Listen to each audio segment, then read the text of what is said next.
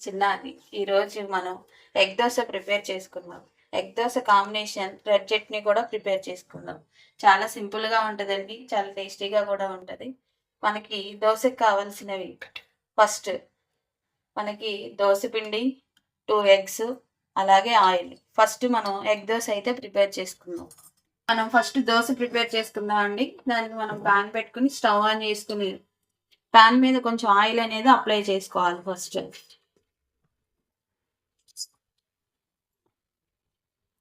Heat అవ్వగానే ఒక గరిట దోశ పిండి అయితే మనం తీసుకొని మనం దోశ అనేది ప్రిపేర్ చేసుకుందాం.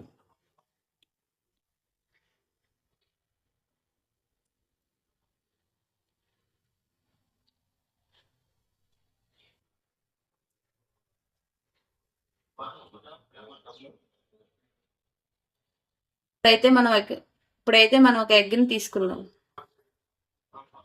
ఎగ్ అనేది పాన్ మీద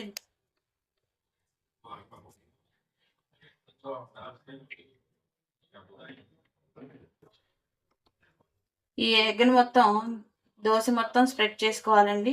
మనమైతే ఆయిల్ వేసుకుంటున్నాం. కొంచెం ఒక స్పూన్ ఆయిల్ అయితే వేసుకుందాం. ఈ ఎగ్ దోశ మీద మనం కొంచెం టేస్ట్ కోసం కారపొడి అనేది స్ప్రెడ్ చేసుకోవాలి. అప్పుడైతే ఒక దోశ ఒకవైపు మనకి ఫ్రై అయిందండి, రెండో వైపు టర్న్ చేసుకున్నాం.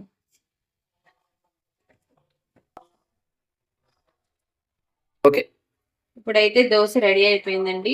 ప్లేట్లోకి మనం సర్వ్ చేసుకుందాం.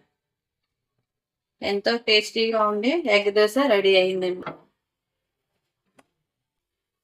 ఇప్పుడైతే మనం egg dosa combination red chutney అయితే చేసుకుందామండి.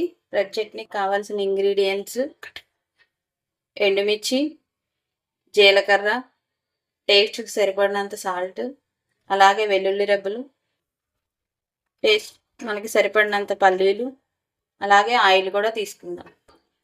ఇప్పుడు మనం చట్నీ తయారు చేసుకోవడానికి ఫస్ట్గా 2 స్పూన్స్ ఆఫ్ ఆయిల్ తీసుకోవాలి ప్యాన్లోకి.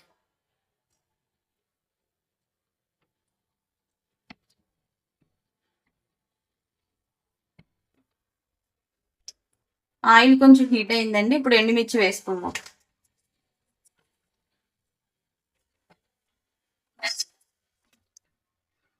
ఎండుమిర్చి అయితే మనకి ఫ్రై అయిపోయినాయండి.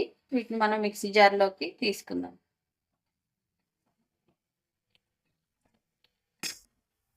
మరి ఇదే ప్యాన్లోకి మనం పల్లీలను తీసుకుని ఫ్రై చేసుకుందాం.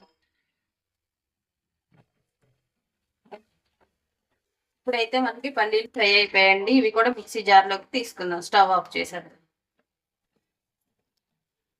ఇప్పుడైతే మనం వెల్లుల్లి రబ్బలు వేసేసుకుందాం.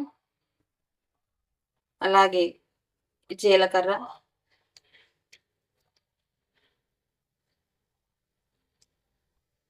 ఇప్పుడైతే రుచికి సరిపడినంత సాల్ట్ వేసుకుందాం. దీన్ని అంతా గ్రైండ్ చేసుకుని మనం రెడీ చేసుకుందాం. ఇలా కొంచెం మనం గ్రైండ్ చేసుకున్న తర్వాత కొంచెం వాటర్ అనేది యాడ్ చేసుకుని మళ్ళీ గ్రైండ్ చేసుకుందాం. ఇప్పుడైతే చట్నీ అనేది రెడీ అయిపోయిందండి. బౌల్లోకి తీసుకుందాం. ఇప్పుడైతే మనకి చట్నీ అనేది రెడీ అయిపోయిందండి. ఈ egg dosa red chutney combination చాలా బాగుంటుంది. మీరు ఒకసారి ట్రై చేసి చూడండి. మీకు నచ్చితే లైక్ అండ్ సబ్స్క్రైబ్ చేయండి. Thank you.